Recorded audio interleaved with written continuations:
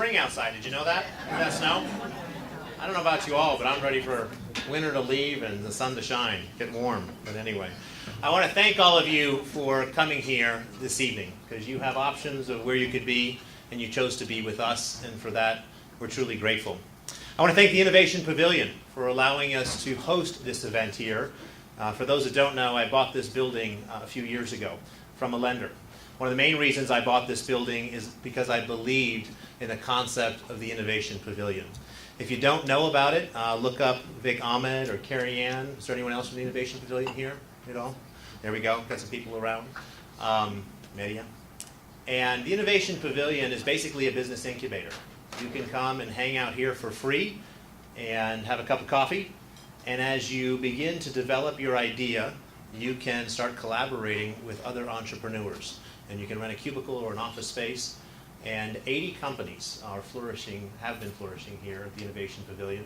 The youngest entrepreneur is in middle school, and the oldest is approaching their 80s and everything in between. So you too can be an entrepreneur and come here to the Innovation Pavilion. I want to thank our Opportunity Coalition Advisory Board. It's a great group of people. We have Kyle Henderson over there with Excel Companies.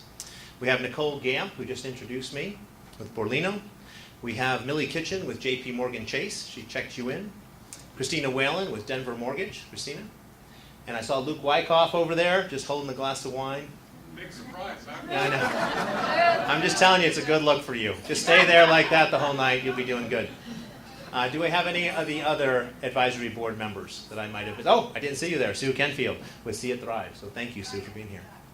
Oh, and John Brackney. He was holding the door. For goodness sakes, I should have got him. Let's give them a round of applause. So oftentimes people ask me, so why did you found the Opportunity Coalition? You have enough going on in your life with your different enterprises, North Star Commercial Partners and everything. Why go out and create this group?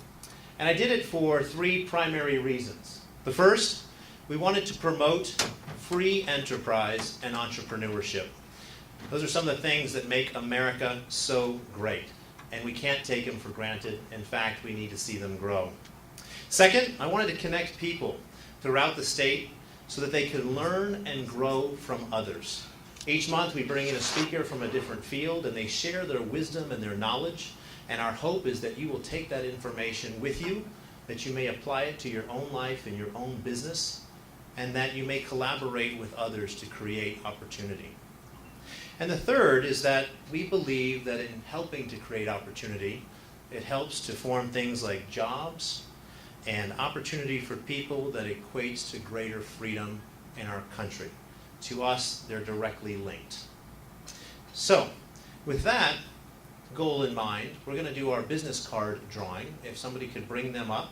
So I'm going to pick a card out, and we're going to have someone come up. If you don't want to come up, just give me this sign if you don't like talking in front of people, and we won't have you come up. And in 30 seconds or less, just tell us your name and a little bit about your company. Now, to keep you honest, just in case there's some overachievers here that like to go on, I've got this one, and I will ding you. I don't want to ding you, but I will. So with that, why don't you do the honors? Put it too high. Oh, sorry. Oh, my goodness. Do we want another one? No. I mean, I know this guy. I used to work at this company. I think he's here checking on me. Okay. Mr. James Mansfield with Cushman & Wakefield. He's the Senior Managing Director of the firm. Let's welcome him to the front.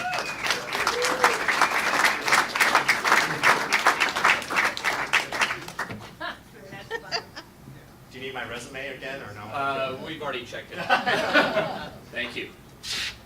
Hi, I'm James Mansfield. I'm Senior Managing Director with Cushman & Wakefield, where originally where I met Brian. I have been there for just over 3 years, and I've been in the real estate business for 25 years. Anyway, I get these emails all the time, and I always feel guilty, probably like a lot of you, that you don't attend to these, and Brian's putting these on with great people. So today, I clicked on the button, I said, I'm coming, because I want to win the prize. So anyway, so I'm here. But the other place that Brian doesn't remember, and he's about to ding me that I met Brian, was at Cherry Hills Community Church, and I saw Brian there probably 25 years ago. So A long time ago. good to see you. Good seeing you. Thanks. For being here. Awesome. Cushman & Wakefield was a great training ground for me as a young broker and got involved with commercial real estate. So what a perfect person to pick. And I don't know what the prize is going to be, but we'll just give you a big hug later or something like that, James, if you're okay with that. So with that, I would like to provide a little introductory talk. We do this at each event. And I want to tell you about the tale of two states. My father lives in upstate New York. And a few months ago, he was out visiting here in Colorado, and he was just astounded about how the economy is thriving. He was astounded how there was just so much opportunity in this state. And my dad, as fathers and sons will often do, decided to have a conversation. And the conversation was about this thing called fracking and energy development. You see, in upstate New York, it's pretty grim. There's a reason why you see on the TV that the state of New York offers 10-year tax abatement to try to attract companies. It's not because the government is trying to be benevolent. It's because they're trying to attract people to come to their state. And my dad lives up there, and there's not much opportunity at all. In fact, things have been hurting for a very long time in upstate New York. For those who have been to New York, there's the city where a lot of things happen. There's the capital, which you have of Albany. But the rest of the state has really been struggling. But just across the border from where my dad lives, less than an hour away, is the state of Pennsylvania. And in Pennsylvania, they can't hire people quick enough. They have just a thriving, booming economy. In fact, a lot of my father's friends are trying to move to Pennsylvania or to go across the border for that opportunity. So what is it about these two states that is different? Well, it's this arbitrary line. You see, in one state, they are absolutely against fracking. That's the state of New York. In the other state, Pennsylvania, they have embraced fracking, and it has created a tremendous, tremendous amount of opportunity. And so I was in my leadership program of the Rockies class last Friday, and we had someone speak about energy. And they gave us 10 stats about Colorado and the fracking industry specifically that I wanted to share with you this evening. Number one, more than 2 million oil and gas wells have been fracked in the United States since 1947. Over 95% of wells today are fracked. Fracking typically occurs over 6,000 feet below groundwater. The EPA has found zero connection between the fracking process and groundwater contamination. That's the EPA. And we all know in this room, to make the EPA happy, you gotta be doing something right at the end of the day. Thanks to fracking, the U.S. is the #1 oil and natural gas producer in the world. #1. Not #1 just for this year, but #1 for 3 years running. 3 years.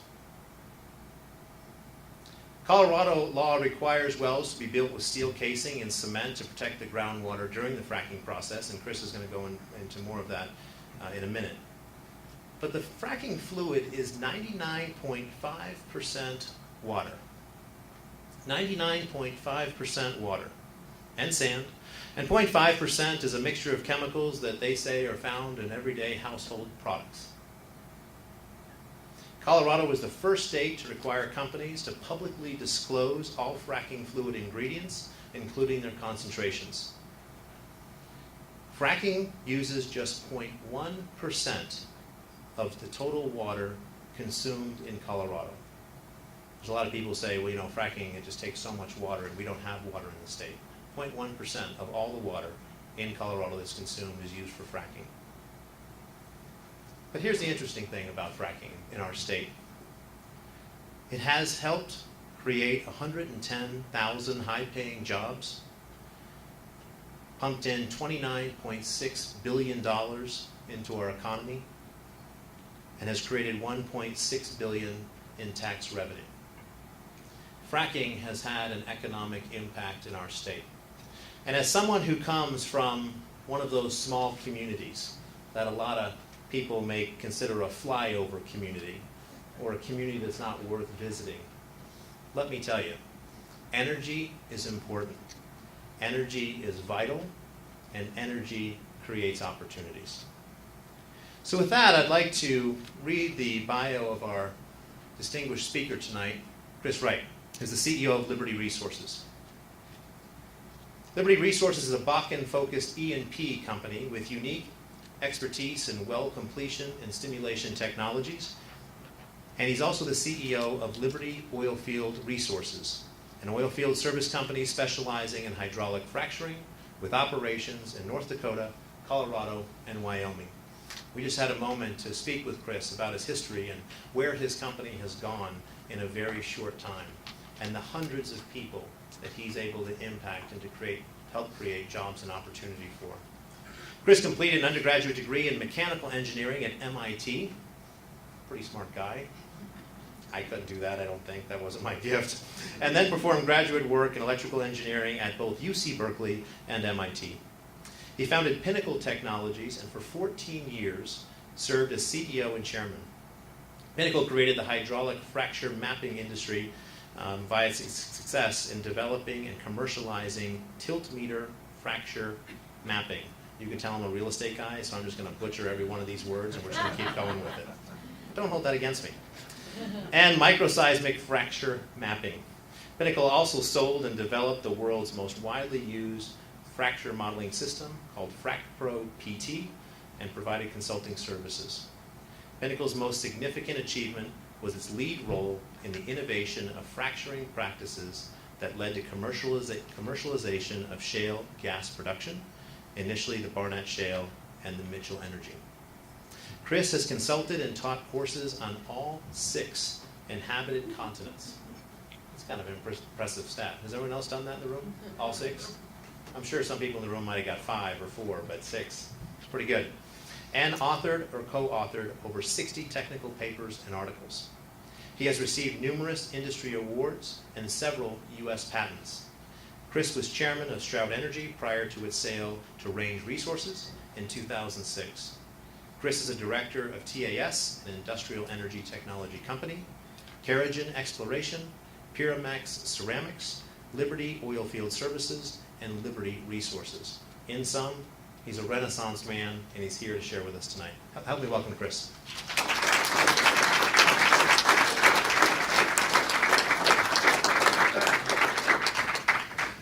Sorry about the painful industry-focused bio. That's just for oil and gas geeks. I should have given them the civilian bio. It's much shorter. Science geek turned tech nerd turned entrepreneur. That's my real bio. I grew up 3 miles from here, 3 miles northeast of here, and so when I went to Cherry Creek High School.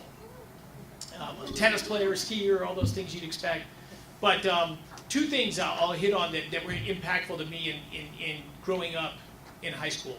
One was my first encounter with homeless people. Maybe that was the end of junior high, and I knew nothing about substance abuse or mental health or whatever. I just saw poverty. Oh my God, someone doesn't have enough food to eat or to have a roof over their head, and this impacted me hugely. So from that day to this day, my biggest passion, by far my biggest direction of energy outside of my work and my family is the cause of poverty. So my energy story, you'll see, probably ties to that. I'm a mountain climber as well, so the other thing I've done in sort of the nonprofit arena has been I've been a longtime board member of an environmental group. I'm a big believer in preserving wilderness and open space and all that. That's actually a luxury of rich countries. I don't go preach that when I go to poor countries, but it's something rich countries can do, thankfully. Yeah, as Brian said, look, I was a science geek or tech nerd, and then I've been an entrepreneur. I'm going to talk about energy. I more typically might give a whole shale revolution talk, but I find that it lacks context, So I'm going to talk a little bit about the history of energy, and then I'm going to walk through a shorter version of the shale revolution, what it is, what it means, what it's done, and then hopefully have lots of time for questions, because I'm probably going to miss most of the things that you're interested in. So let me run through this. That, for those that haven't seen it, this is a hydraulic fracture treatment. Right is sort of the front left, just to the right of that white pickup truck. That's the wellhead. This is in North Dakota. And around that is about 30,000 horsepower that are going to pump fluid at high pressure down that wellhead. That well goes 2 miles underground. It turns right or left and goes 2 miles within this thick, sort of 30 to 40 foot thick, relatively thin Bakken interval that holds all this oil. So the great thing in the summary of the shale revolution is that's what's on the surface. You create this massive plumbing, but it's all 2 miles underground. I'm about surface impact. Energy is like power and sex. The more you have it, the more you want it. So there's my talk summarized in one slide. You're going to nap, now's the time. I've hit the high point. So a good friend of mine and colleague, Matt Ridley, he's a tremendous author, British intellectual. This is an example of the sort of progress of human condition and the impact of energy in it. Think back, and I talk a lot about history. If you think back in the year 1800, people think, that's 8 generations ago. It's not ancient history. In the year 1800, it took the average, this is American, so we're not picking the whole world, we're picking a relatively wealthy, thriving industrial society at that time. In the United States, it took someone 6 hours of labor at the average wage rate, 6 hours of labor to get enough money to buy a candle that could burn for an hour. So think about that. Think about that in the wintertime in New England. It's dark for 15 hours. It was dark. You didn't turn on the lights. You didn't read books. Obviously, you didn't have the TV and all those things we think of. But it's people don't get how different the human condition was not that long ago. And I'm going to talk a little bit about the evolution from there to here. But if you jump ahead to the 1950s, somebody could work. People didn't think so much about it then. It took 8 seconds of labor to get this hour of light. But it's 16-fold improvement in the 50 years after that. We didn't get 16-fold wealthier between there. There was a 2 or 3-fold increase in wealth, but the technology to provide that lighting got better. So this is the things that energy allows people to do. Bigger picture, back to this poverty issue. Burundi, Rwanda, their neighbors, that's the Hutus and the Tutsis live in these 2 countries. Eritrea and Chad, these are the 4 lowest per capita energy consumers in the world. Haiti, Afghanistan, Somalia, countries you probably hear more about, are also near that bottom. The number 1 per capita energy consumer in the world is Iceland. Also near the top are countries we're familiar with, Canada and the United States. So these are small energy consumers and these are big energy consumers. Roughly a factor of 100 in the per capita energy consumption between those 2. Where would you rather live? When you look at energy per capita consumption, it's hard to distinguish it from income and quality of life. There's no poor country that has a high per capita energy consumption. And there is no rich country that doesn't have a per capita energy consumption that's way over the world average. They go together. Here's a big picture of world energy consumption from where it's from. And this starts at 1800, so I don't have the history. If I went all the way back in all of human history, it would look the same. You'd only see blue. Almost all energy humans consume was biofuels, which is basically growing crops and eating them. And then as humans got wealthier, they grew excess crops, and they fed them to horses and oxen and increased agriculture and started some transportation aided by that. So around coal really started getting some traction in 1800. But you can see coal is this light blue. You can't really see much happening there till 1850 or so. And then you can see coal displacing wood and becoming sort of the dominant source of power. Obviously, people don't eat it, so those food calories, that biofuel is never going to be fully displaced. But most of that is not eating, actually. It's people in poor countries burning trees, grass, and dung today because they don't have coal, they don't have electricity. So the next came along was oil. Oil comes a little bit later, and you can see oil's huge rise. And then it wasn't until post-World War II that natural gas even really appears on this map. And then you see natural gas jump off and become a huge supplier. Then above those is dark green is hydro, and light green is nuclear. Solar and wind, if I put them together, are less than 1%, so they don't appear on the plots. But this is sort of where the world gets its primary energy and the evolution of it, big picture. And as I said, you could see that sort of this consumption of coal started really becoming visible and taking off in 1850. Some other things happen around that same time frame. I've highlighted in this plot. This is hydrocarbon consumption, so it's the same kind of plot. It's just all energy sources. And this is just in the United States. So we're looking at the United States. In 1840, I call the 1840s, and I'll talk about them again. They're the decade, in my mind, that changed everything. The modern world and everything we think or take for granted today would not be here if not for some legal and property right changes in the 1840s. It's simply shocking to me. There's so little talked about. You know, the Romans, some of the greatest scientists in the world were the Greeks 2,000 years ago. Why didn't the modern world start then? You know, why only recently did if you look at the standard, well, that's energy consumption. Here's life expectancy in the United States. In 1840s, as I'll say, the decade that changed everything. In the 1840s, the average life expectancy in the US, 40 years. It's 80 today.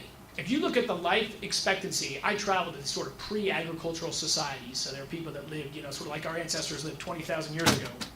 Oops, just water. If you look at their life expectancy is sort of low 30s. So if we went back to our ancestors 3,000, 5,000 years ago, life expectancy was low 30s. We moved it from low 30s, from the start of written language 5,000 years ago, to 40, in 5 millennia. And it went from 40 to 80 in 160 years. Something happened in the 1840s. Here's this is energy consumption. The top is inflation-adjusted income. Americans got 25 times richer from the 1840s to today. And if you do the same thing on just income, you go back to the Egyptians, sort of the time of the pyramids. Per capita income then was, and of course it's very hard to measure this, you can argue it's somewhere between a factor of 2, and I think it's a stretch, but it could have been a factor of 4 lower than it was in the 1840s. So for human civilization, maybe we got 2 to 4 times on a sort of inflation-adjusted wealth increase. Now, 2 to 4 times is huge. Everybody in the room think if you're 2 to 4 times wealthier, that's a dramatic change. But 25-fold in the last 160 years. Another way to look at big picture here of per capita energy consumption over a long time frame. So the right is primitive man. This is hunter-gatherer. No agriculture, no tribes yet, just these familial bands. And the only energy consumption then is eating food. So if you can see the thing, it's 3,000 calories. Now people didn't eat 3,000 calories, but the calories involved to gather food and the wastage and loss, their total primary energy consumption around 3,000 calories. Then you get agriculture. You get sort of advanced agricultural societies where agriculture is more efficient. They've got horse and oxen. They've got other things. They're starting to burn wood. They're using things. So human energy consumption is growing. You've got industrial man, where people are building products and steamships and all that. And then we've got technological man. Our energy consumption today is just dramatically higher. Because we fly on jet planes. We live on life support systems. We wear fancy clothes that get shipped and whatever. So the modern world essentially, and it wasn't the only driver of it wasn't energy, but they go hand in hand. So the human, and this is a little bit repetitive from the last slide. There's a huge step forward with the invention of agriculture. They were first cultivating crops maybe 13,000, 14,000 years ago. got a little bit better, a little bit more efficient. Sort of the big footprint of agriculture starts maybe 10,000 years ago. So what happened then was, it wasn't that everyone got to eat wildly more. It mostly drove an increase in population, but a massive increase in population. Human population is quite low in the whole world until the start of agriculture. Now, human population grows 10 or 100-fold over a few millennia. Because there's more energy. You know, humans, we run on energy, right? We eat food only to consume, well, dominantly to consume it to build energy. When we're growing kids, we use the carbon sources from it to build new cells, but mostly it's for the energy liberated from digesting that food. Another thing you don't hear too much about, but feudalism. There's a manor. It's lands that are granted from a higher lord, and he's got serfs that live on the land, and their exchange is you have to work the land and you get protection to live on this manor. You get land to live on, but you can't leave. That's the deal. You work the farm, you get enough food to live on, and you get protection. A rather large percent of the European population lived that way in the year 1200. And then it slowly got displaced. And a number of things displaced it. But a huge, I think an unrecognized but very important catalyst in the end of feudalism was when people figured out how to make a harness on a horse. You couldn't put the same just wood stick on top of them as an oxen because it makes it hard for a horse to breathe. But when they figured out how to make a harness that a horse could pull and not be constricted in his breathing, a horse is a much more efficient converter of the same wheat or grass or whatever you've grown than an oxen. You get twice as much energy out of a horse for the same amount of food that you grew that you get out of an oxen. So this doubled the available energy to farmers. So their output went up, and people got wealthier. And as a smaller number of people could grow all of the food on the manor, the serfs got to leave, or did leave, not always voluntarily, but they left the manors and went to towns. And towns grew and villages grew. And a couple hundred years later, the Renaissance arrived. You know, sort of that first step we think of any world recognizable of today. Energy matters. This guy, Isaac Newton, in my opinion, by far and away, the greatest scientist ever. F equals ma, or kids that are in high school that are learning physics. You know, he quantified forces and energy. He figured out how the planets, why the planets spin around, and what's the force that's driving that. He explained the tides. He explained optics. He invented calculus. Sorry, my throat dry. So this is the first quantification of energy. For people even to understand this idea, we need energy to do mechanical work. Oops, might have pressed it twice. So 1800. I mentioned this. Another huge milestone in energy is coal starts becoming not just a niche thing in tiny areas where people have coal outcrops and they're just heating their homes because there's more of it than wood, where coal starts getting used, early steam engines. People are burning coal as a source of energy. And one thing we think of coal today as all bad. It's this terrible thing. This is what coal, of course, was quite the opposite. Incredibly positive, not just to the human condition, but to the environment. England has no forests. Everyone been to England? Why does England have no forests? Because they cut every tree down to burn for wood and survival. The same thing would have happened to continental Europe. Continental Europe's just bigger, lower population density. They weren't 150 years away from complete deforestation in Western Europe. The only reason it didn't get deforested? Coal. There's a better, denser fuel source that displaced the cutting down of trees and wood. These two pictures below are from trips. This is my family. This is in New Guinea. In fact, the one on the left, this is these tree people. They live in, they're pre-tribal. They have a language of 300 words.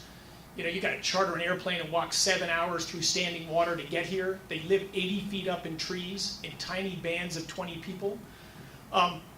And they, like all primitive people, this is a different tribe on the right. The only way they get energy to cook most food, to consume most food, you have to cook it to be able to digest it.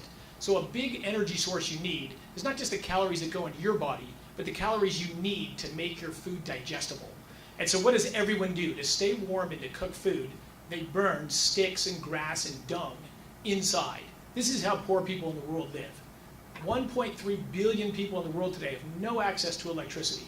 Maybe a quarter of them have kerosene or have something to burn. The rest of them, close to 1 billion people, live like this. Over 3 million people per year, 3 million, die from that smoke, that indoor air pollution, and that particulates in their lungs. Coal arrived, and now houses didn't look like that anymore. The air got dramatically cleaner, people lived longer, and energy was more available.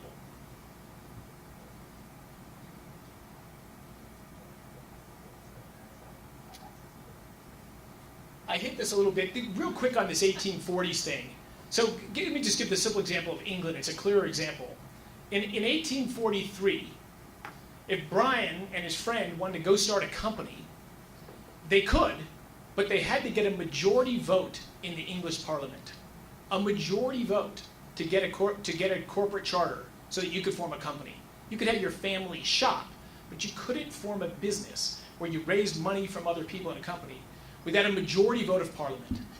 That's mercantilism, right? There's already a coal miner up in Northeast England. You know, if we give this guy a charter, these guys aren't going to give us any money anymore. You know, we're not going to do that. You know, mercantilism is why, even with technology and all that, things didn't, the human condition, you know, rose a little bit, but not very fast. And then it really actually started in the US. We had a financial crisis in 1839 or whatever, and 12 states rewrote their constitutions, but 8 of them, when they rewrote the constitution, passed what in the US we call general incorporation laws. In England, it was called the Registration Act. These benign names. But it just allowed Brian and his buddy, as long as they followed the law, they filled in paperwork, they have a company. So it introduced competition. Adam Smith died, of course, decades before, but Adam Smith's ideas were never really put into practice until the 1840s. In the decade of the 1840s, the number of corporations in England grew tenfold, 100-fold if you go out 2 decades. That is when human life expectancy, human wealth, everything grew. You know, why they don't teach it in every school, I just don't know. So, in 1840s, property rights changed. We all of a sudden have real economic growth and things are being built. It's not a coincidence that Colonel Drake, in the following decade, drills the first oil well in Titusville, Pennsylvania. This starts the oil industry. And another huge thing about the oil industry, what did it do? It saved the whales. There was a massive decline in large whale population. Because when you wanted to, you're wealthy, the Americans, you don't want to burn sticks and dung in your house, you can burn whale oil or seal oil. You know, it burns cleaner, it doesn't create smoke, less of a fire hazard. That's what people did that were well off. And there's a fair amount of oil in a whale's head, but how many giant whales are there? So the whale population was plummeting, again, probably a few decades away for at least the major species, probably permanent extinction. Oil comes along. It's cheaper. Let's drill a well, we can get oil right here. You know, whaling dies pretty quickly after the first oil well has died. You know, it's a traditional thing, it's got its place, whatever. But as a major source of energy, killing seals just for and walruses just to get oil, that stopped. And then, as I said, the great summary at the end, I'll give John Candy credit, but planes, trains, and automobiles. There's no way to fly a plane today. There's no energy source that you can store in that compact form, you know, and carry it on an airplane. No oil, no planes, no automobiles. No occluding device in my heart that closes the flap I had open as well. That's also made out of oil. Plastics are made out of oil. Another picture of that. There's a border here. I don't have to draw the border on the map. I think you can all see it. That's 2 countries. Look at the picture on the right, maybe it's clearer. On the left is Haiti. On the right is the Dominican Republic. Dominican Republic on a per capita basis is 7 times wealthier than Haiti. So of course they have kerosene. They have, not in all rural areas, they have some electricity. They have hydrocarbons. So they didn't chop down all their trees and all their forests. Everywhere hydrocarbons arrive, their first and most visible impact is an enormous increase in the quality of the environment. And then following with time afterwards is a raising up of the human condition. My kids learn at school, and I'm sure your kids do, that they're evil or terrible. It's just sort of ahistorical. And this guy, The second greatest scientist of all time, in my opinion, Albert Einstein. So in 1 year, he's 26 years old. Well, the year he turned 26, in 2005, he wrote 5 of the most important papers in physics ever. E equals mc squared, we've heard of that. That's the first realization that ultimately led to nuclear power. The photoelectric effect, that's the basis of solar power. Brownian motion, which is the first confirmation that matter really is made up of atoms, which was sort of a theory, but no one had seen or had direct detection until then. Quantum theory, and you probably heard of the theory of relativity. So this opens the door to 2 significant energy sources as well. 1950s, post-World War II, natural gas was produced for a long time. We just didn't have the pipeline and infrastructure to carry it around. It was almost like a waste product. A few local cities, you piped it to some factories or houses, but it wasn't a major energy source. We had to build pipelines. But Americans are good at building stuff, and after World War II, so natural gas, again, almost insignificant in 1950. So that's 60 years. Look at it today. It heats over half of the homes in the United States. It provides 30% of the electricity this year. That's the largest amount ever from natural gas, but it's rapidly growing. And it's the dominant fuel of industry. If you're manufacturing here, you don't burn oil or you don't burn coal. You actually don't even dominantly use electricity. You burn natural gas. And of course, it's the feedstock for plastics, nitrogen fertilizer, which is, again, doubled agricultural productivity. So here's my commercial for hydrocarbons, but truly just a history of them. Energy density. Now I'm back to my environmental perspective. The footprint on land. How much land does it take to make a unit of energy? You know, wind, you need about a square meter to make a watt of energy. For nuclear power, you need 1/10,000th of that. For oil and gas, you need about this is actually an old thing. Traditional oil and gas, you need about 1/1000th that. Today, it's probably 1/100,000th of that. So the energy density of oil and gas in shale drilling today is absolutely unreal. I testified in the House of Lords on their weight in England, their weight about shale gas and whether they would develop it or not. And England has gone crazy on wind power. In fact, there's so much wind power onshore in England that nobody will let them build another windmill on, because they're on all the ridges or whatever, and again, not that big of a country. So all the wind power they're building now is offshore. So they have a relatively large and rapidly growing wind industry. Less than 100 acres in Pennsylvania produces more power than the entire British wind industry, offshore and onshore.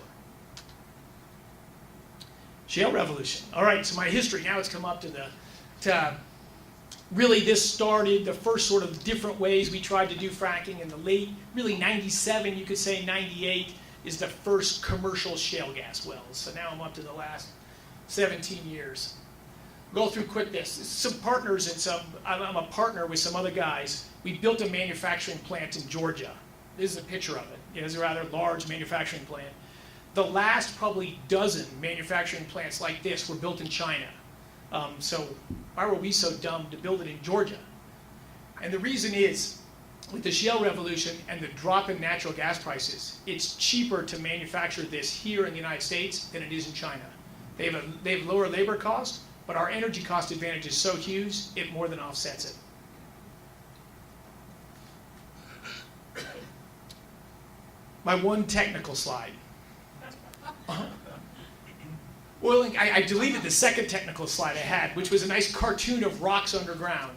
Almost all oil and gas is created in shales. So shales oil and gas are dead, like single cell algae, or multi-cell, but small organisms that lived in the ocean. Think of algae in the ocean. It dies, it floats to the bottom.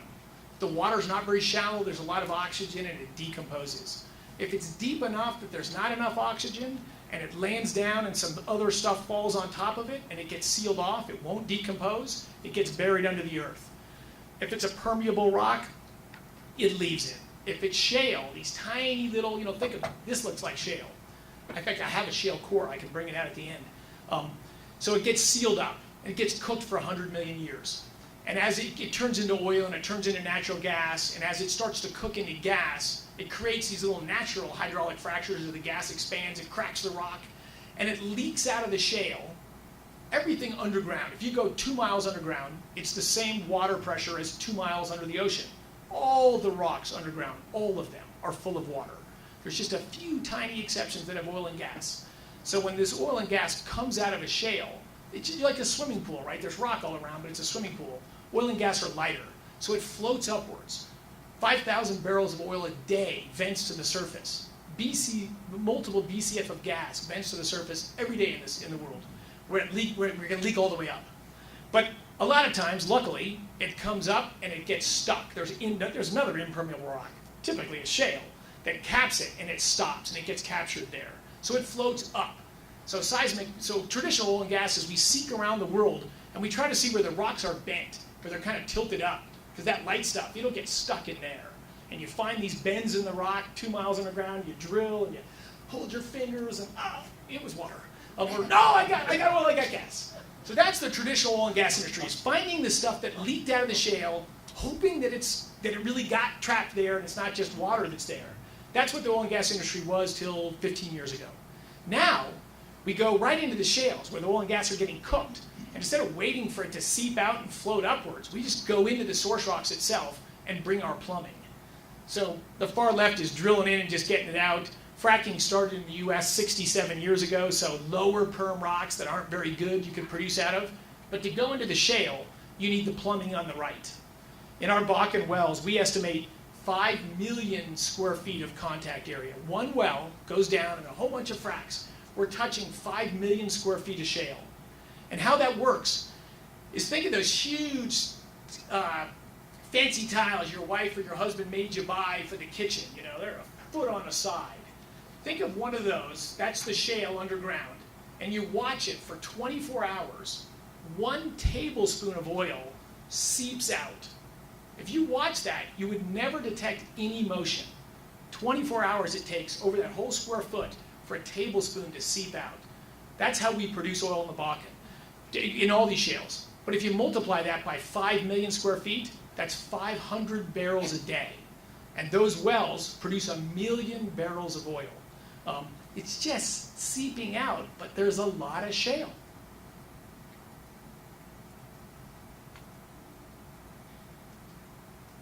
So Shale Revolution summary bullets, what is it? 2 technological innovations have unlocked these vast amount of oil and natural gas reserves.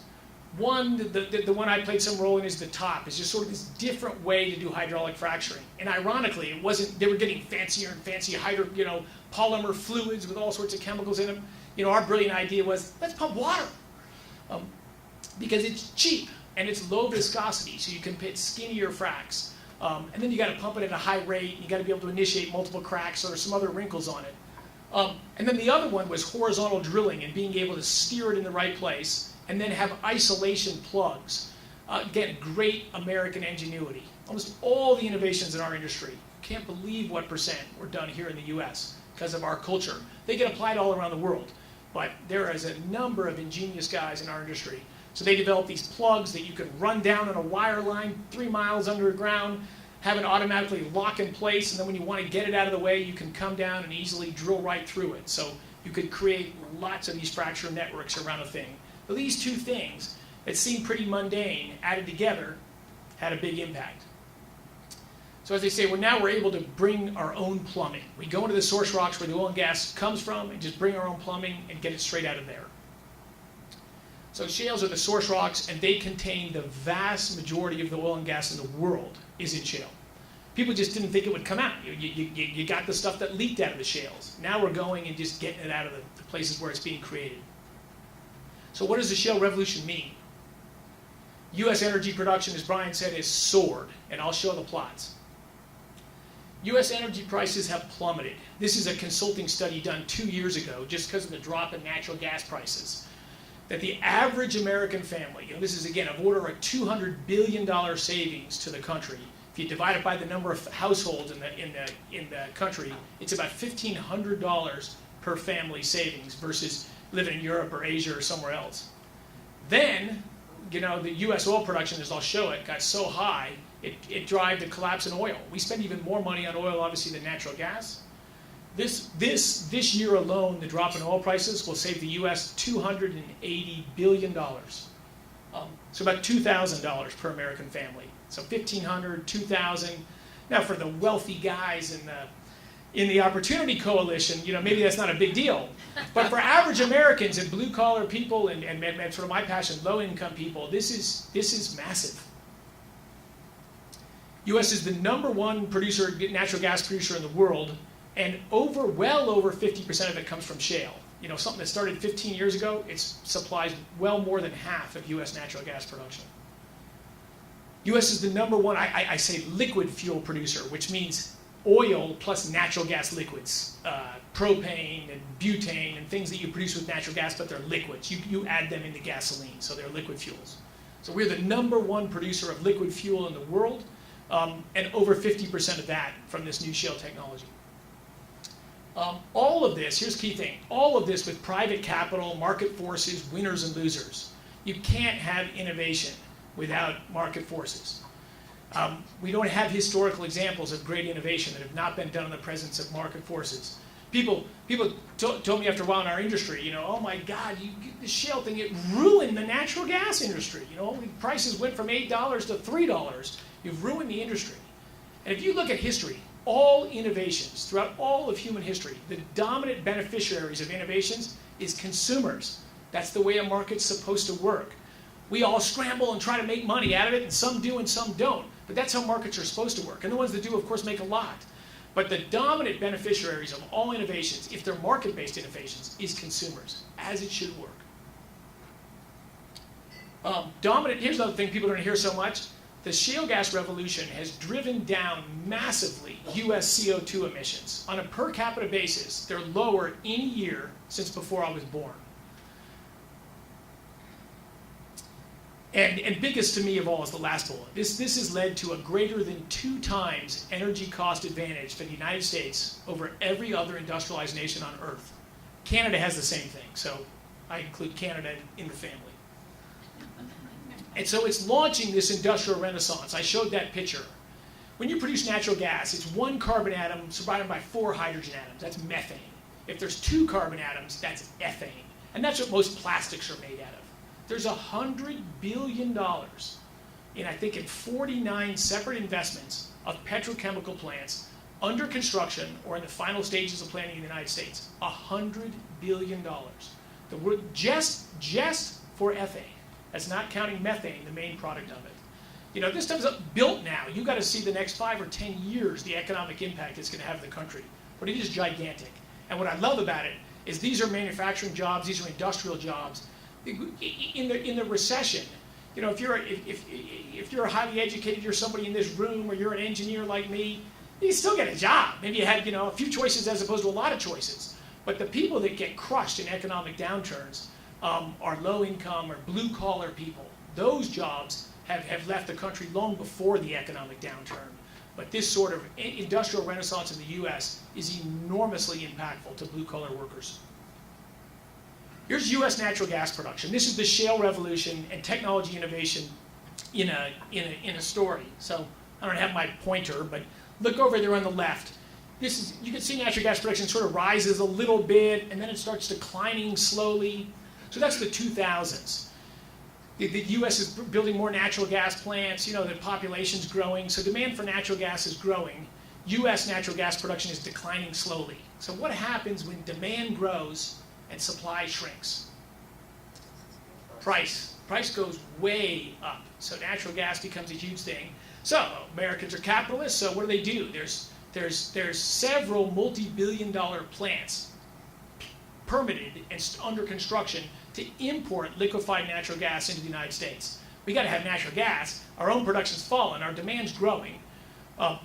This isn't a good thing. Oh, can you go back? Hit the button.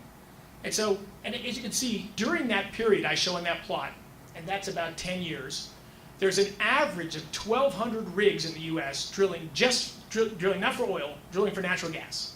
And at the end of that period, there's 1,600 rigs drilling for natural gas. Price is high, our production's going down. There's a boom time in the industry. Now look what happened. This massive surge in U.S. natural gas production. During that time period, there was an average of 400 rigs drilling for natural gas. Today, there's 210. So a much smaller number of drilling rigs. Now, if you live in a neighborhood that there wasn't a rig near you before, and now with the new shale technology there is one, you know, this is quite a new change for you. And so there are real community impacts, obviously, of any oil and gas production, particularly shale production. But the total number of rigs drilling in the natural gas in the U.S. has plummeted with the production going up. It's just way more efficient. And again, this is the U.S. is green, Europe is in red, and Asia's in blue. This is natural gas prices. This is the fuel of industry. So you can see over on the left, before the shale revolution hit scale, they're not that different. Look at them today. So just a massive cost advantage versus Asia and Europe, the other industrialized nations. So what happened when, you know, now 1,600 goes to 800, goes to 400 natural gas rigs, and the price is collapsing? You know, all the oil and gas guys going into real estate, trying to compete with Brian. Some of them did actually, but what most of us did was, let's drill for the other one. Let's drill for oil. And so this is U.S. oil production, and this plot starts in 1920. So this is almost 100 years of U.S. oil production. So you see this giant rise of U.S. oil production. That peak right there, that's 1970. That's the peak of U.S. oil production. Starts to decline, and then you see that kind of gradual rise again. That's the North Slope of Alaska. That's Prudhoe Bay and Kupark Field. And you can see by great timing, right where it starts to decline, that's where I entered the oil and gas industry. So I really could feel something good happening. And you can see the story of my career as it careened down.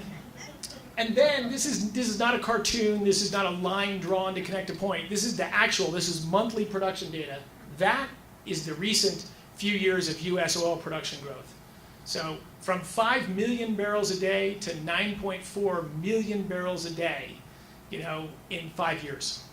So in that 5 years, the world demand for oil grew by 5 million barrels a day, which is all the, and this is a great story. The demand for oil is not growing in the US, it's not growing in Europe, it's, you know, it's roughly flat. This is people in India that have a kerosene stove now, or they get to ride on a bus. It's people in Indonesia that are getting cars. It's people in Africa that are getting buses and getting some indoor kerosene burn.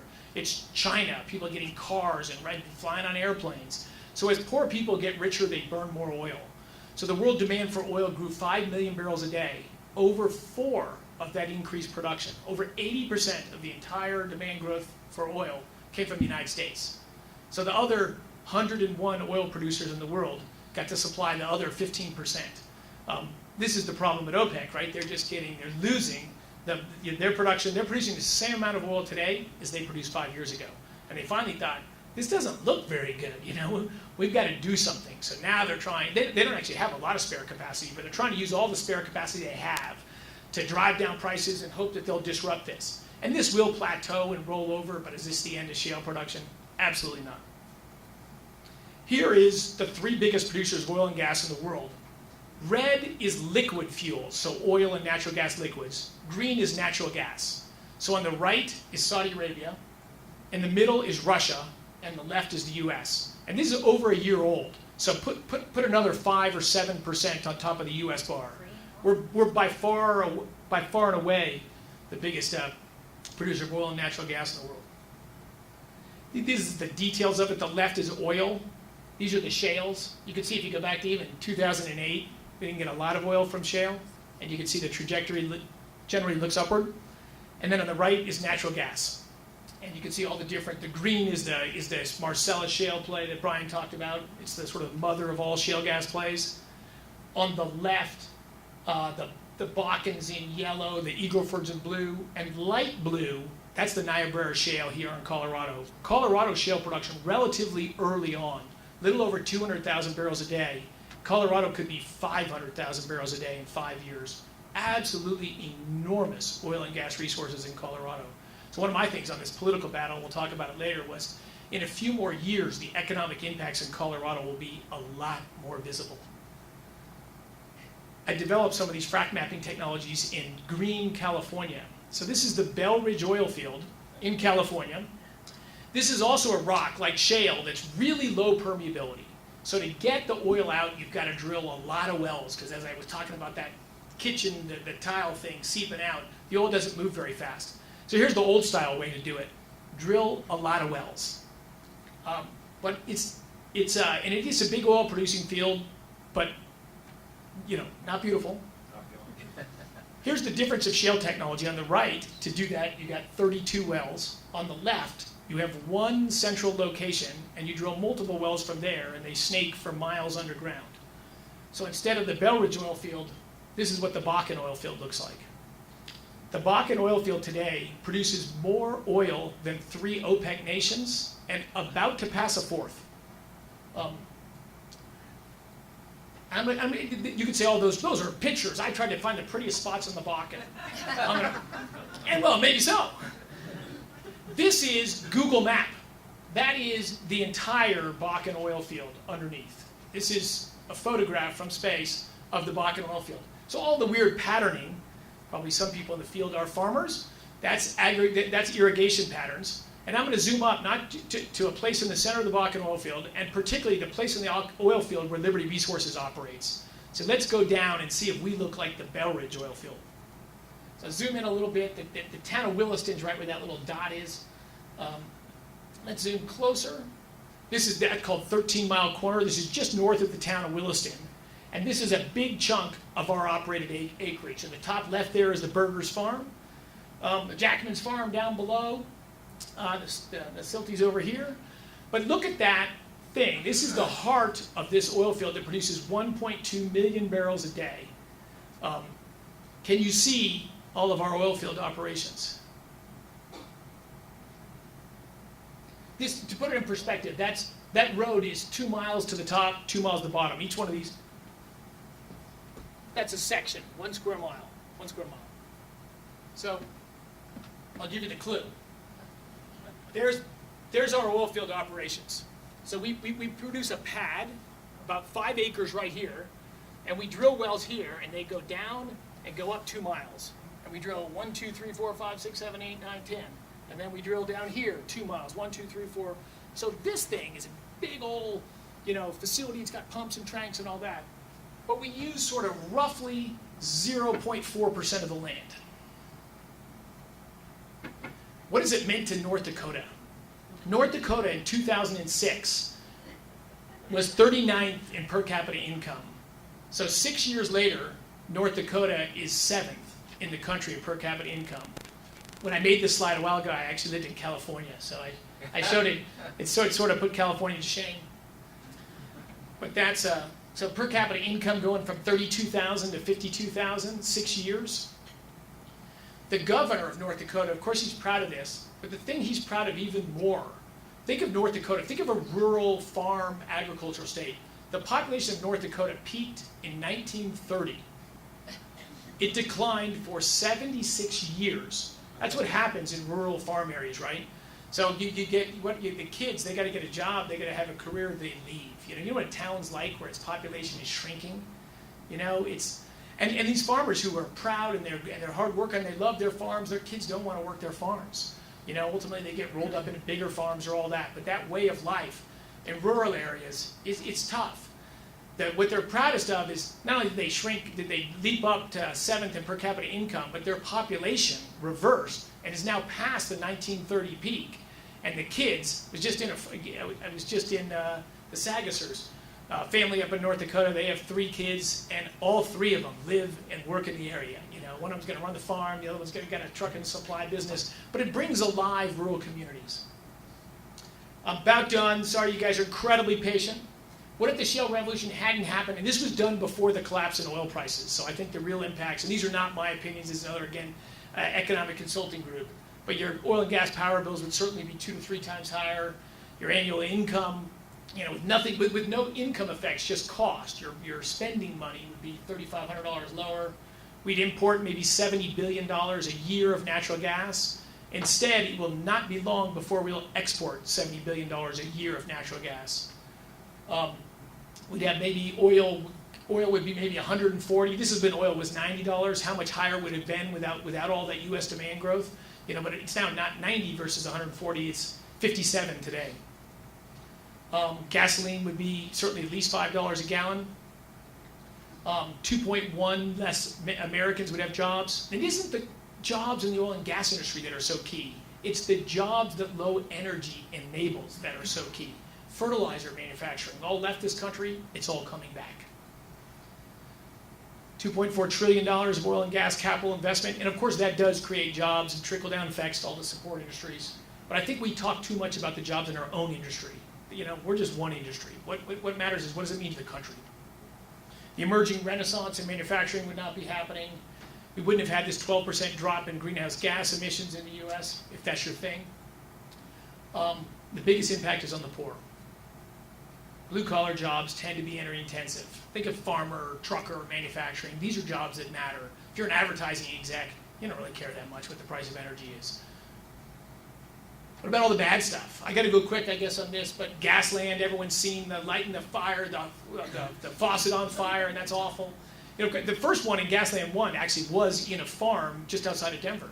But of course, the real story was, and I think that the filmmaker and certainly the farmer who was well knew it, right? The freshwater aquifer in the Denver area is a sandstone. It's not very deep, and there's these coal seams in it. Superior, the town of Superior was a coal mine. There are these Superior coal seams. So when you drill a water well, you've got to cement off, isolate the coal, and if you don't, surprise, surprise, you get methane gas. So nothing to do with the oil and gas production. The one in Texas was even funnier. It was a water well that they hadn't cemented. They had methane gas for years, so they had just a hose that vented their methane gas. They lit their methane gas vent hose on fire. But I go to, when I'm in Europe, when I'm in the House of Lords, their biggest source of fracking is gasland. So people, you know, this is a major issue to people. Our industry's been terrible, terrible, terrible at PR. You know, we're the bad guys. We just kind of keep our head down, hope no one notices, and that's been a train wreck.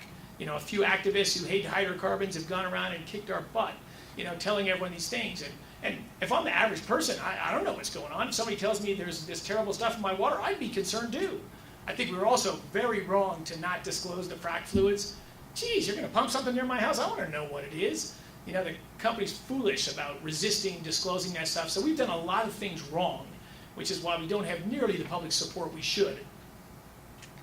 You already heard this. We use about 1.13% of Colorado's water for, some people say 11% of GDP. I think 5% is a better estimate. But in any case, we're maybe 50 times more water efficient than the average industry. Fracking causes earthquakes. Fracking itself causes, one of the technologies I developed actually does, it measures earthquakes in -2 to -4 magnitude. So if I had a milk carton and I knocked it off here and it hit the ground, that creates about a -3 magnitude earthquake, that amount of energy release. So with hydraulic fracturing, you trigger all these tiny microseisms, we call them, and that's how we can map where fluids are moving. But they don't cause big earthquakes. But when you produce oil and gas, you also produce water. Underground, remember, everything's water. You produce oil and gas, you always produce water too. And you produce a lot of water. That water is dominantly injected deep underground. And our industry is being reckless. There are a number of places where they're injecting huge amounts of water, and there are faults nearby, and they are activating these faults. So water disposal can and does induce earthquakes. It's a big story in Oklahoma. It was a story in Ohio.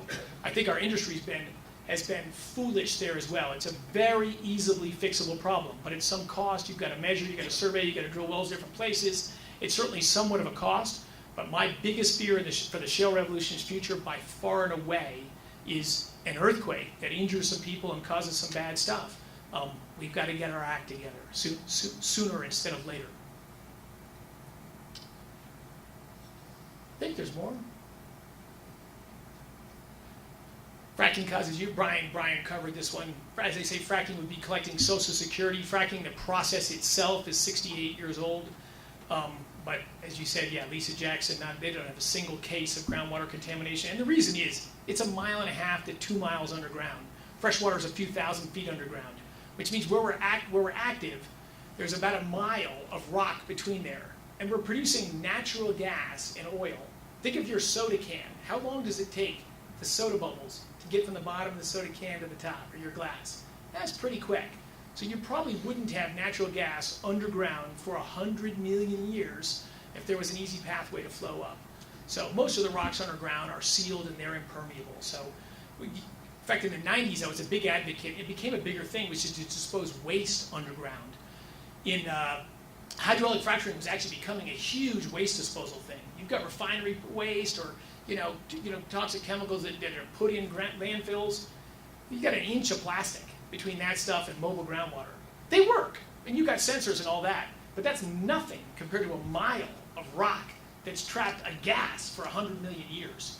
So by far and away, the best way to isolate something from surface waters, inject it underground, inject it deep underground. So that was really catching hold. It was used in Alaska, it was used in the United States, used in Indonesia, used offshore in Europe. This was a booming thing. And of course, there was plenty of hydraulic fracturing in New York State as well. And then now everyone sees what's happening, and they've drawn a different conclusion.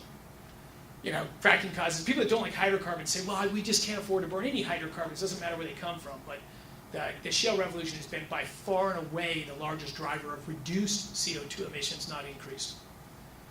There's the plot of US per capita CO2 emissions from 1950 to date. And you can see the start of the shale revolution.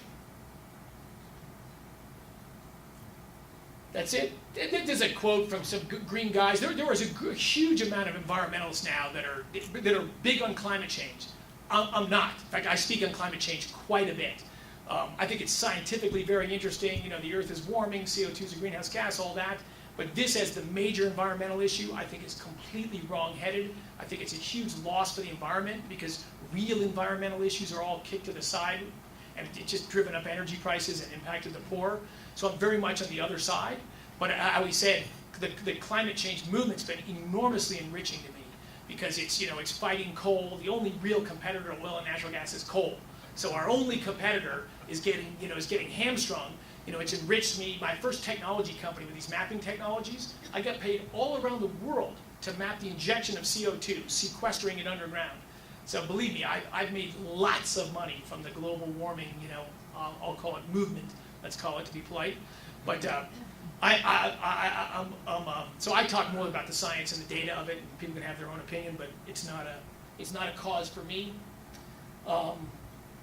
That's it. There are real issues on just community and landowners. We're driving trucks and noise and drilling. I mean, this is very impactful to neighbors. They build a Starbucks right next to your house. You got a construction project for 9 months and a bunch of trucks, and that's an impact. That's not a plus. Maybe getting a latte later is a plus, but when it's being built, it's impactful.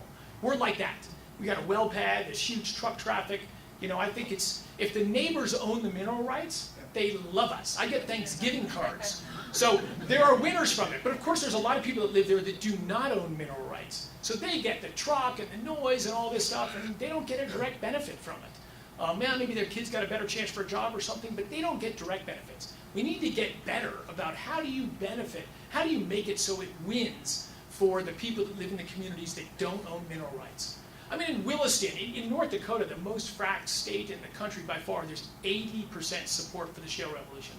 So of course it has the highest, I would say the opposition to fracturing is directly proportional to distance from fracturing. In New York and LA, they can't stand it, but when you go to those places, but there's still the 20% that just get the downsides, they don't like the upside. So we need to get better at smaller footprints and reducing dust, and so that's a big focus of our companies. How do we reduce noise? How do we reduce truck traffic by using pipelines?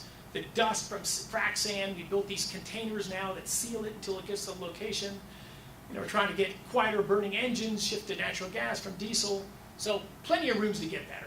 Plenty of things to get better. Well integrity, if the wells crack and oil and gas leak up, that's the real environmental issue to groundwater. The good news with the shale revolution, we drill so much fewer wells than we used to drill, and cement technology and measurement technology is better, but that's the real issue. They did recently have passed regulations that are tighter on securing well integrity. I 100% support that. It's like every industry, we get tarred by the worst player, right? The guy who everybody knows you should do that, but people don't.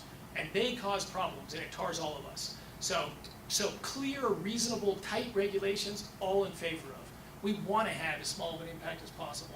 Produced water disposal, I talked about that one, big issue. Water from deep underground, it's salty, it's nasty, it's got heavy metals in it. The best thing to do with that water is put it back where it came from. Air pollution, this is again more dust, traffic, engines burning there. But I'll wrap it up there, that's it. Oh yeah, there's my pet. My personal belief, the long run future of energy is nuclear fusion. It continues this denser, cleaner, more dispatchable form of energy.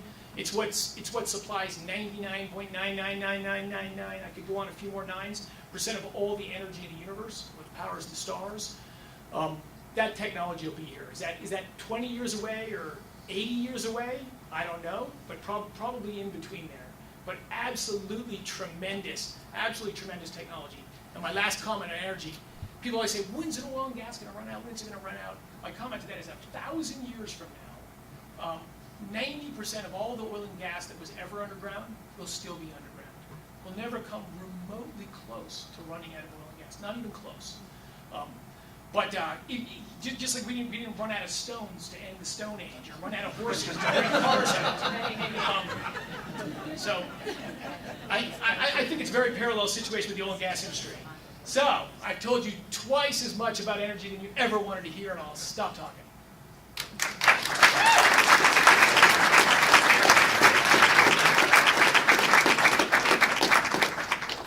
That was great, Chris. I'm going to start with 3 questions, and then we're going to open it up to the group. But I do Can I ask like one now? well, you got to wait till my 3, and then you. I'd like to ask mine now. But I really do like that you're on it. Chris, you shared with me why you named your company Liberty Resources. Would you mind sharing that with the group, please? So my passion for poverty has taken me to ghettos in poor countries around the world. To me, that's Microphone. Thank you. So I've had a passion for poverty, so that's been a big cause of mine. So I spent a lot of time in ghettos, in poor rural areas, as you saw, trying to understand. I want everybody to have the same chance, all of us. You got to make it, but I want everyone to have that chance. And I learned through that process, and actually truly from spending times in ghettos, that free market policies are way more positive for poor people. They're the big government. The biggest losers by far and away are the poor. Wealthy, educated people, we know how to play the system and game it and get around it, but those things that reduce job creation, that, the gal who immigrates from Haiti, in Utah, she can't open a hair braiding salon because she needs a certification and a thing. The people who push food carts, they get in Florida, they close them all down because they're not certified. These things are very negative for the poor. So I'm a passionate free market guy, hence the name Liberty.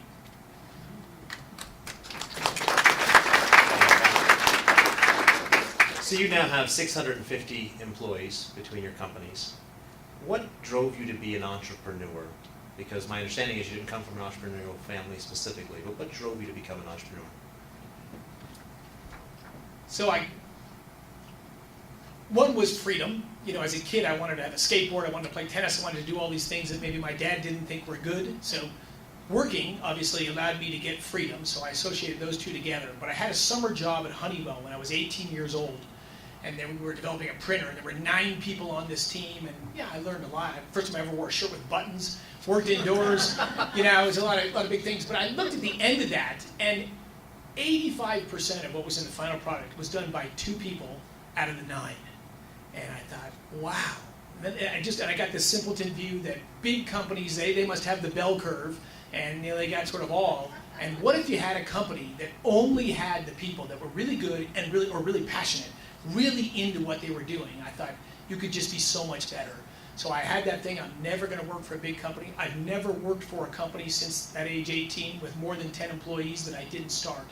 I just had this very different attitude. Get the best people and have low turnover. My first technology company was 10 years old before the first person voluntarily left it. So to me it was find great people, try to make it a great place to work, and probably you'll win.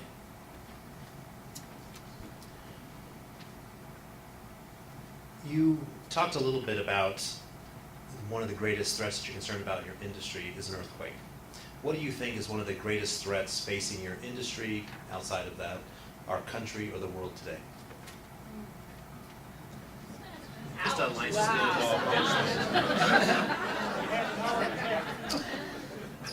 Well, to me, the big picture is, I talked about the 1840s, that they changed everything. We had essentially economic freedom, and it caused this explosion of wealth. But what happens when countries get wealthy? Then they want everything for free, they want entitlement, they build giant systems, right? Sweden got very wealthy in a free market system, and then it turned totally socialist. Now it's changed. In their case, they've gone so far they're changed back. There's universal school vouchers in Sweden today. But the inexorable growth of government and the shrinkage of economic freedom happens in almost all wealthy societies. And that's happening pretty rapidly in this country, and it's happening in a lot of other countries. So the things that we got to think, the things that made us rich, they're what's going to make the poor people rich as well. And the turning away from that maybe scares me the most. I agree with you. We're going to open up for conversation, for questions now, and I think I had a question on the front row. Oh, there he is. Look at him, Johnny on the spot. Brian Olson, what is your question? Chris, thank you for being here. I'm disappointed in your presentation, and I'll tell you why. And anybody who knows me knows I'm for oil and gas exploration. I've testified to the oil and gas exploration. Most of my career was in television news. Started out in Cheyenne, Wyoming, then went to Midland, Odessa, Texas. I covered your industry. But first of all, you start by saying Iceland is the #1 energy consumer. I know that. My ancestry is Iceland. I was just there. It's geothermal. Then you mentioned Canada. I'm Canadian by birth. It's hydroelectric. So you misrepresented right at the beginning. But number 2, you gave us a damn science lecture. Guess what? Tomorrow morning, it's going to be really cold. It's going to be below freezing. And without you guys, we're going to freeze our ass off. Say that. You just don't communicate. I've been to too many of these things, and I'm sorry to vent right now, but you give us a damn science lecture. Just say, we can't survive as a nation without you. Say that first, and then explain what you do. So for those that didn't hear, Thanks, Brian. I'm going to try to recover here. You're going to develop the answer. So the statement was that he talked a lot about the science behind energy, but what about the impacts to the people? Because that's really what makes a Make difference. it meaningful on Main Street, for God's sake. Bring it home to their Everybody kitchen lose your table. Yeah. Did you want to answer that? Did I summation? Folks move No, on. there is no answer. But thank you for the comment. Thank you for the comment. It's a valid point. Valid point. Except for the presentation. I did like your presentation. I just want to let you know that. We got there in the back. Connor. What is your reception when you give this to an environmentalist or the House of Lords? You're receiving emails from So Connor's question is, what is your response when you give this presentation to an environmental group? And it's one of the things I appreciate about you is your environmental background as well. So I've never given this talk before. So I give a different talk depending upon the audience. So the whole so it's very different depending upon who I'm speaking to. If it's but in general, I'd say the reaction had been with the large exception, and I'm sure he's not alone, of Brian. In general, the reception's actually been quite good. You know, the House of Lords, they did their own study of the environmental issues with the Royal Engineering Society, the Scottish Engineering Society. England, they did a bunch of that. They were over the environmental issues. They wanted to know, what does it mean for development and economics and all that. So, I talked about that. When I speak at universities, I actually talk a lot about the science. I actually spoke very little on the science today. I spoke a lot about the history and the different approaches. But if I speak at a university, I speak a ton about the science. How does it actually work? How do you measure these things? How do you know what it does? I've spoken at Boulder, I've spoken at Mines, I spoke at MSU, sort of the Boulder of Montana. And there was that sort of an angry crowd there, and I kind of walked through how it works, and it did. I had a line of 7 students at the end that wanted internships. I had a few people that came up and said, sorry, I had it wrong. So, it depends. Different audiences have different issues. So, usually maybe the best parts of the questions. Yes. Yeah, so not being in the oil and gas industry, I really appreciate the scientific and the history lesson. I thought it was really educational. So my question is, great to see the U.S. Taking this industry head on and leading.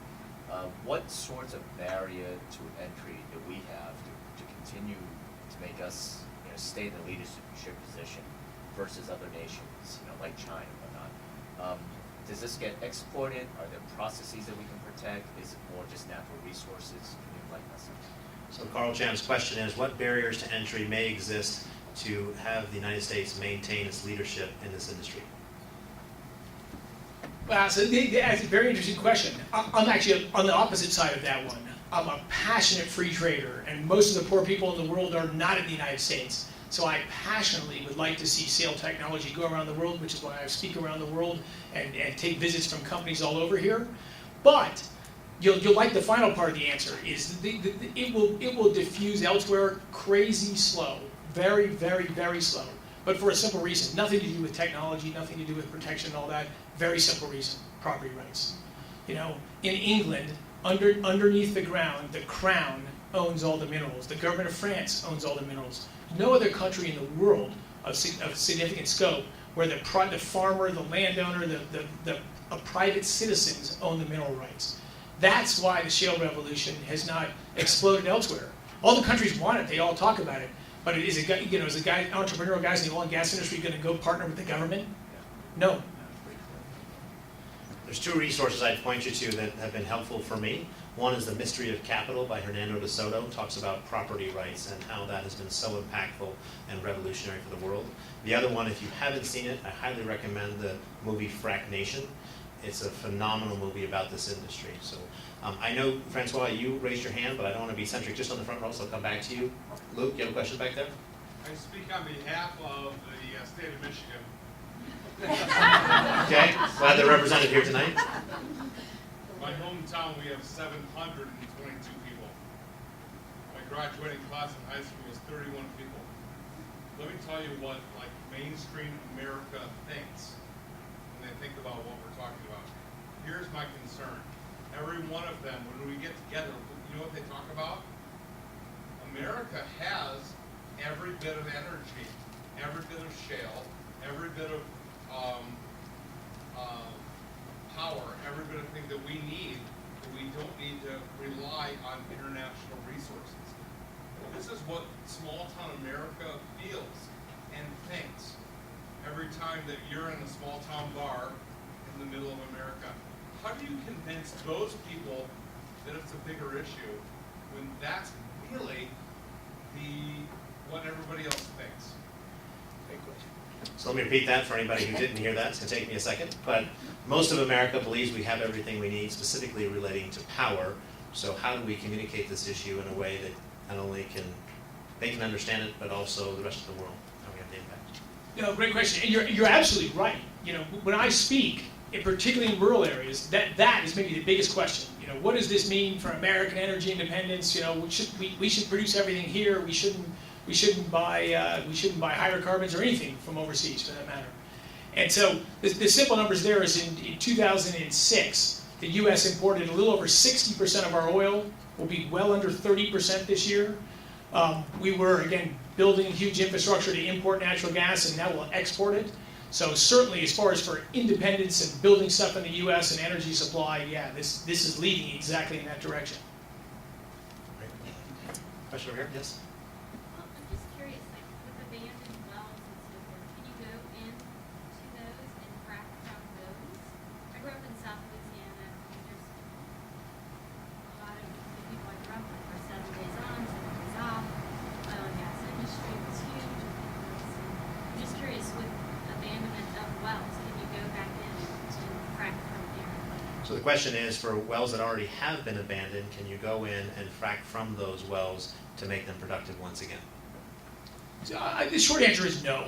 You know, once a well's been permanently abandoned, you can't do anything to it. There's wells that are temporarily abandoned. We've actually done that for some other people, pulled the plug out and fracked. But you know, it's where is the well drilled, how's it designed? So, you know, old wells can be brought back to life with this. But wells that are abandoned, you know, generally no. Right. Christina? I'm from upstate New York, and when Brian started his introduction, he talked about the visual and financial state of affairs, and it is clearly exactly that. We just got back a couple of months ago. We go frequently. Fracking is banned everywhere I go. It's the topic of conversation. We hate it. We think it's horrible. What can we do in Colorado to prevent that from happening here? What are the two top things that we can do politically or personally, actively to prevent that from happening?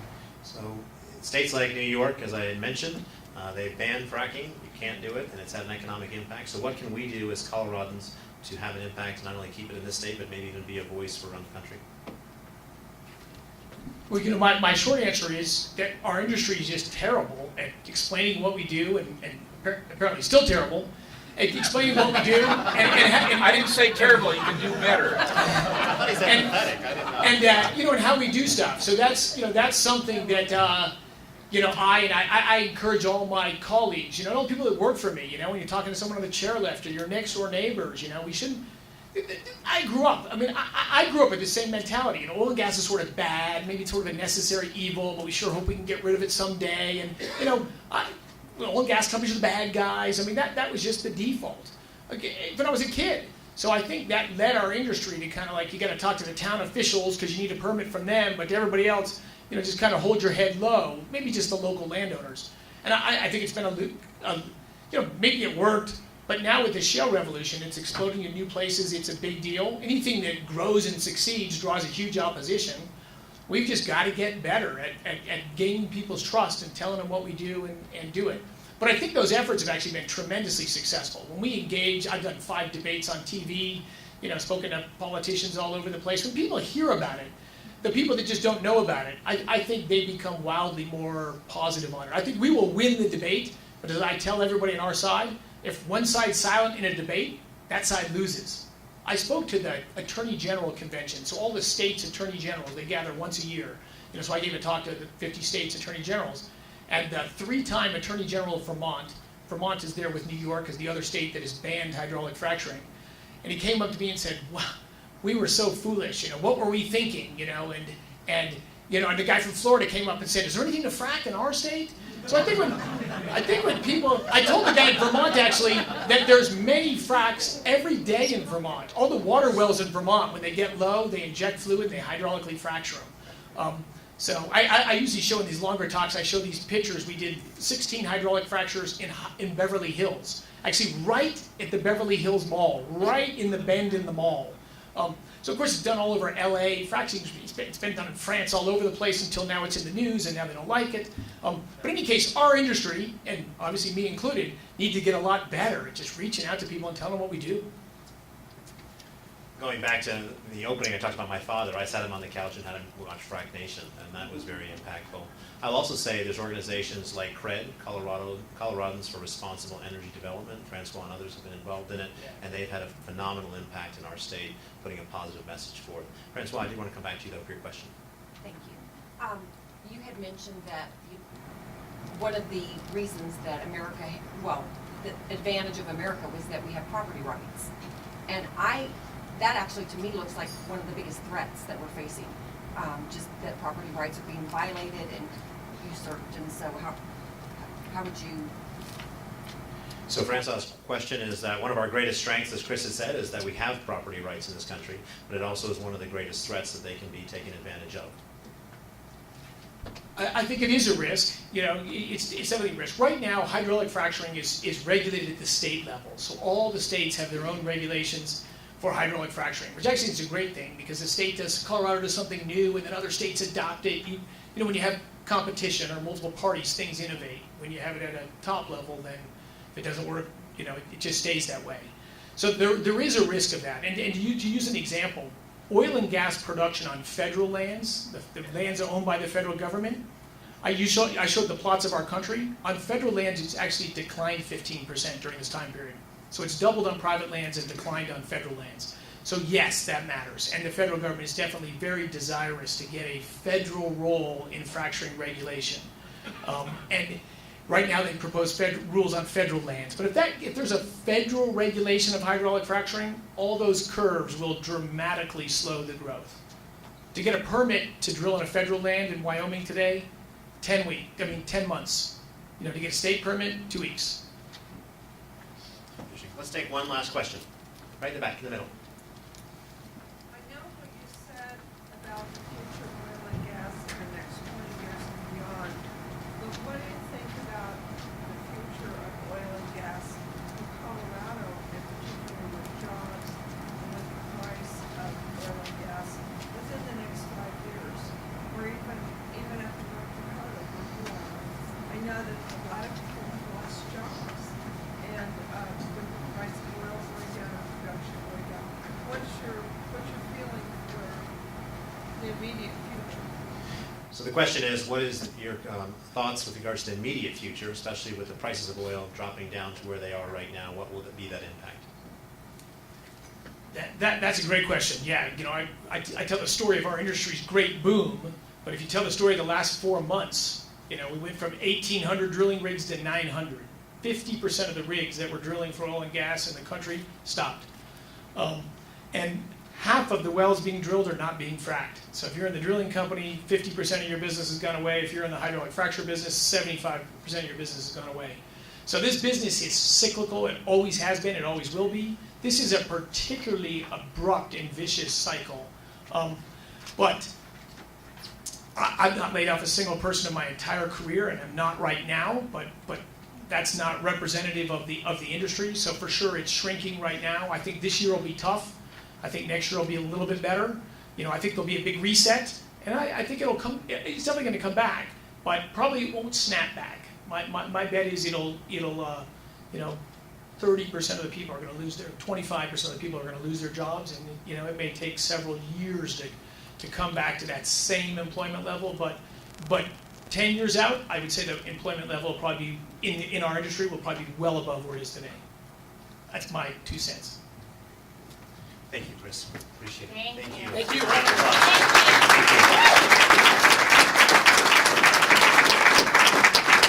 So I want to get everybody out of here in just a few minutes, but with each speaker, I like to recount what I think are some of their golden nuggets of wisdom. And Chris had many tonight. So, number 1, I'll just go with 10 tonight. 1.3 billion people in the world have no access to electricity. Number 2, the oil industry saved the whales. I think that should be a bumper sticker. Don't you all think? And I'd be willing to drive the first car with that bumper sticker through Boulder. Anyone with me?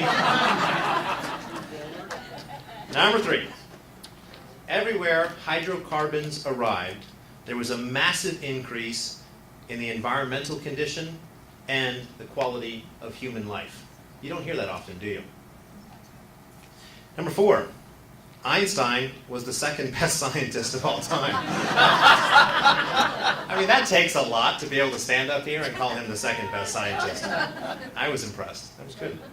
Number 5, Americans are good at building stuff. Americans are good at building stuff. Oftentimes you hear the opposite. Americans are no longer at the top. Americans are no longer contributing.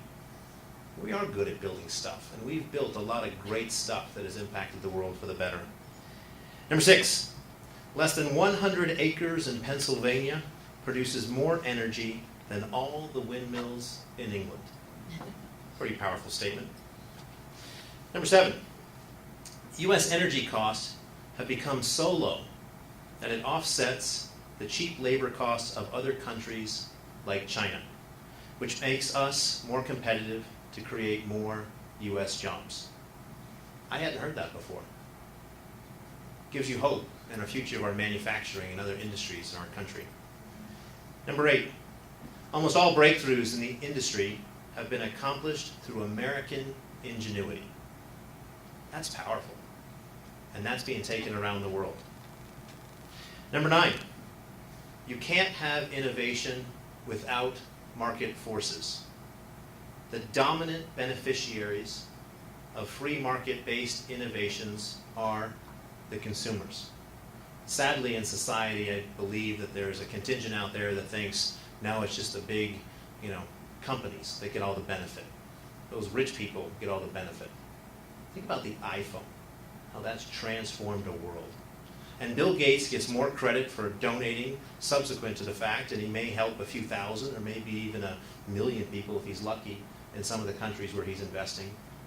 Before he started donating, he helped to create things like Microsoft, which transformed the world for billions of people. But he doesn't get us much credit for that one, does he? And lastly, energy matters. Remember that. Energy matters. On Thursday, May 14th, we're going to have Susan Morris. And we don't want to be on an energy theme here with the Opportunity Coalition. It just happened to be the way the speakers lined up. But Susan is the founder and chairman of Belize Natural Energy. She's going to talk about energy, but there's a couple of points that I want to bring up about her. After 50 unsuccessful dry holes by leading oil explorers, B&A is today the #1 revenue generator in Belize and has become recognized as an international beacon for its holistic business model. Susan lives just up the street, and she's a feisty Irish woman who believed there was oil in this country, and she kept at it. Now the B&E Trust, she may take a certain percentage of the money that she was going to get from that, but the B&E Trust has invested in schools, community projects, and infrastructure, as well as creating a culture of business innovation, supporting many people in Belize by co-signing loans for business startups. That's going to be one to watch. Again, I want to thank you all for coming here, and we'll look forward to seeing you next time.